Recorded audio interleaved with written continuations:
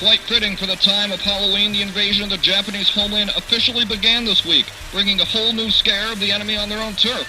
On the tropical beaches of Kyushu, Marine and Army forces stormed the defenses of the enemy, fighting in conditions absolutely never seen in the Pacific Theater. After days of intense combat, the enemy was on the run and the beachhead was secure. Military commanders have assured the public the invasion will be swift and one final push to bring the Japanese to unconditional surrender. War is messy. Even if a conflict ends decisively, there's always destruction left behind. In Europe, Hitler's inability to surrender only prolonged the inevitable. This determination to hold on to power backfired. When the Eastern Front broke and Germany retreated, there wasn't mercy on the Russian side. The Russians raped, murdered, and deported millions of people as they moved on to Berlin. This is what happens in modern war. Everything is affected because the scale of the conflict isn't limited to just fields, it's entire cities, economic zones, population centers. Because the Nazis didn't surrender, the outcome of the war came through bloodshed. Millions more died. The Soviets claimed land for themselves and Europe was divided. We didn't see this after the surrender of Japan. As we're taught in school, the Pacific War strategy was pretty simplistic. America retook each island occupied by Japan, destroying most of the Japanese fleet in the process, then just in time dropped the atomic bomb to end the war, two for good measure. And somewhere the Soviets invaded Manchuria. No matter your opinion on the end of the war, we're left with the ramifications of this short end to the conflict. The rebuilding of Japan was quick, and the country has become one of America's closest allies.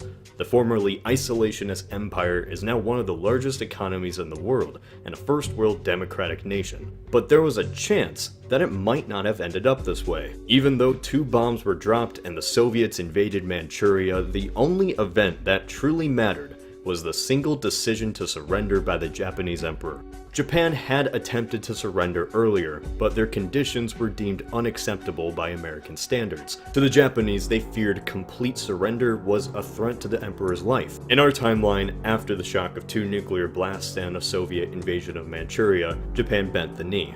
But in an alternate timeline, if the nukes were never dropped and the Soviet threat wasn't really fully realized by Japan, the emperor could simply never surrender. If this was the case, the US was ready to use all force necessary to bring them down, even if that meant American boots in Japan. This was Operation Downfall, a very real, very possible worst-case scenario crafted by the US military in case the Japanese refused to surrender. A complete invasion of the Japanese homeland, requiring a fleet and force larger than that of D-Day. So what if in an alternate timeline, the Japanese didn't surrender? Say the Manhattan Project was behind and didn't produce a workable bomb by August. This opens the door for a darker strain of events that would bring World War II to a longer, grinding, and more tragic conclusion. Now, when discussing downfall, it's important to note this was a worst-case scenario. If action was needed to torch the foxhole on a nationwide level, this was the plan that was needed to do it. This scenario is only if every action taken by both sides brings each other closer to an inevitable conflict on Japan. But before discussing any of that, we need to catch up on some history. In 1943, FDR deemed that the only way to truly win the war was a policy of unconditional surrender against the Axis powers. This was used as a way to stamp out the militaristic elements from the governments of the nations who lost. To the Japanese, this concept was terrifying. Many imagined what scenarios would happen if they were at the whim of an American victory. Would the emperor be executed? Would the imperial code be thrown out? In Japanese military code, surrender was literally not an option. By this time, the Japanese homeland had been obliterated from years of war. Air domination by the US had allowed for constant firebombing of cities, leaving millions homeless and hundreds of thousands dead. After fighting in Europe and island hopping, the US was tired of war. Another stage of the conflict was the last thing the Americans wanted. The outcome of the following months rested entirely on the shoulders of a few powerful figures in Japan. Yes, there were attempts to get a conditional surrender by a few in the government. However, what was explicitly wished for was that the emperor was to stay in power. Other than that, the scale of these negotiations varied. From wishing for the government to remain untouched for Japanese war trials, like the rape of Nanking, to be done by Japan, and for there to be a limited occupation of the Japanese homeland, including a very small American presence in Tokyo. This was, of course, completely unacceptable to the Americans. Unconditional surrender was the only way. But with heavy casualties on both Iwo Jima and Okinawa, it became clear to the US that more were going to die to achieve this goal. So, there were two options to break the Japanese. 1. Surround Japan and blockade the entire island. This would create famines which would leave millions of civilians dead, and perhaps after months of starvation, Japan would surrender. The second was Operation Downfall. It would be at least a 6-month endeavor to clear out resistance in Japan. Even though Japan's cities were destroyed, its navy obliterated, and air force obsolete, Japan still could be capable of one thing: guerrilla war. But wait. Before we get to invasions or starvation, certainly the emperor would have intervened by now and surrendered, right? Well, that's true, but we have to think about why did the emperor surrender? There were two factors: nuclear bombs and Russia. And Russia far outweighed the nuclear bombs, as much as us Americans hate to say. For the entire war, Japan and the Soviets never fought each other. Japan even had an embassy in Moscow and repeatedly tried to call for surrender, under their own terms of course, by negotiating through Russia. In August 1945, this relationship broke down. The Soviets felt confident and invaded Japanese-occupied Manchuria on August 9th, the same day Nagasaki was bombed. This wasn't a small border skirmish. This was a full invasion. 1.5 million Soviets versus the dwindling Japanese occupation force. The Japanese lost the entire force of 700,000 men in the period of 2 weeks, either killed, deserted, or captured. This sudden loss scared the Japanese to think that prolonging the war would just put them in the hands of the communists. And if there was one thing the communists didn't like, it was a religiously divine autocratic leader. The Americans, by comparison, the Japanese hoped were a better shot to maintaining the emperor in some form. And that gamble paid off, as the Americans allowed Hirohito to rule, fearing rebellion. So in this alternate timeline, for Operation Downfall to go through, the Japanese emperor would need to not surrender in the face of both a Soviet and American invasion. This is practically suicide by this point, but if he doesn't surrender, then he simply allows his military to continue their plans, and Japan would be an industrialized guerrilla force. What exactly did Operation Downfall consist of? The manpower comprised mostly of American troops, but also supported by British and Australians. Japan is mountainous, with pockets of civilization in the valleys below. Taking these cities means the military still has to burn out Japanese defenses in the rural mountains, scaling high terrain to destroy zealous troops inside the mountain bunkers. On November 1st, 1945, or X-Day, Downfall begins. It was split into two operations. The first was Operation Olympic, the invasion of Kyushu, the southernmost island. If the Allies took this, even a small portion, then they could have a foothold to invade the rest of Japan.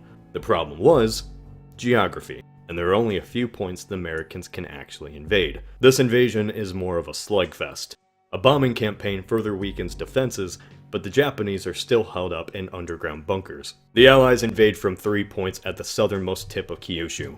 The Allied forces would sail from Hawaii, the Philippines, the Marianas, and the Ryukyus respectively. After capturing the small portion of the island, the Allies then prepare for Operation Coronet, the invasion of Honshu, or the main island of Japan. The US would hold Kyushu for a few months. During this period of time, the Soviets would have enveloped the entire Korean peninsula and invaded the island of Hokkaido. Just like in Germany, the Americans and Soviets would be invading the same country from opposite ends.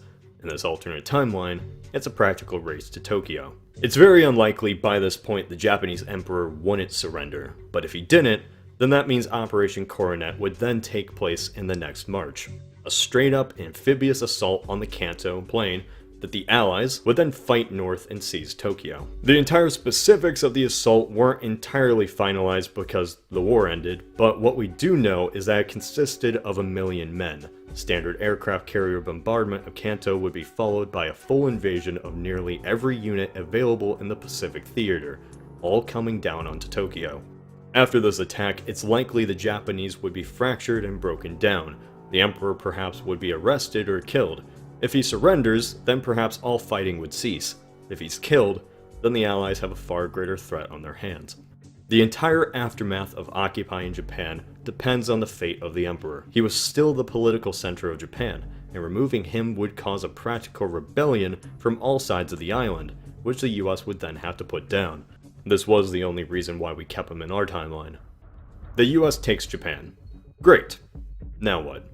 I can't predict how vengeful the US would be after having to lose countless lives to take the islands. Perhaps the military would bite its tongue and allow many of the leaders to stay for bureaucracy's sake. Or the US would purge the Japanese government, suppress the culture, and punish the people of Japan for the war. Either way, tensions between the two countries are far greater than in our timeline, and more energy is used to rebuild a more destroyed Japan. In the time it took the US to invade Japan, the Soviets had already invaded Manchuria, all of Korea, and the Japanese island of Hokkaido, placing all of them under a communist puppet regime. So this Cold War standoff is now transferred to a divided Japan, the borders drawn simply wherever each army invaded farthest. In our timeline, Japan completely dismantled its military. That wasn't because of the US. We actually wanted to rebuild the Japanese military as a powerful ally against the communists. It was Japan who suffered so much shame from the loss that it dismantled its own military to never be an aggressor again. Well, because Japan was an island, this wasn't too much of an issue, and the US focused on Korea instead. But in this alternate timeline, the US isn't going to be so easy on Japan's peace effort. The northern Japanese are Soviet puppets, and the US would rebuild southern Japan's military to be a buffer against any further communist movement. So would this play out like the Korean War with a conflict between North and South Japan? Hard to say. Northern Japan has a much smaller population than the South, being cold and all, and it's hard to say what politics would drive a war between the two. For a sizable amount of the Cold War, it's likely Japan would just be divided between North and South. As for the legacy of the Pacific War, the invasion of Japan would be remembered in the minds of the American public. It would be seen as the most ruthless fighting in its short half-year of combat. Casualty estimates are tricky, to say the least, as many people who did the estimates had motives for the numbers they used. Death toll estimates range from 100,000 to 800,000. For comparison, the US suffered 400,000 deaths in the entire war. These numbers would be transformative to the US public. If hundreds of thousands died simply because Japan didn't surrender, then that creates scars for generations. It's likely the US isn't so forgiving against Japan after the war. Operation Downfall would have been the most complex land invasion ever achieved. It would have extended the war for at least another year and continued the battle between the two countries far after Tokyo surrendered. Millions of Japanese probably would have died in the bombing attacks, militia movements, famines, and disease that would have came from the war. Hundreds of thousands of Americans probably would have lost their lives and never raised families. Thankfully, for whatever reason, be it the bombs, the Soviet invasion, or both, the Emperor surrendered when he did and spared everyone that phase of the war. Of course, we'll never know 100% what could have happened, but it's fun to theorize. This is simply just one possible scenario. What do you think could have happened if America invaded Japan? Say in the comments. This is Cody of Alternate History Hub. Thanks for watching. If you're still interested in the effects of war, then why not nuclear war? Check out my friends at Life Noggin who made a video about nuclear winter and if you could survive it. In fact, just go check out their entire channel. I know this is a collaboration for one video, but their content's great.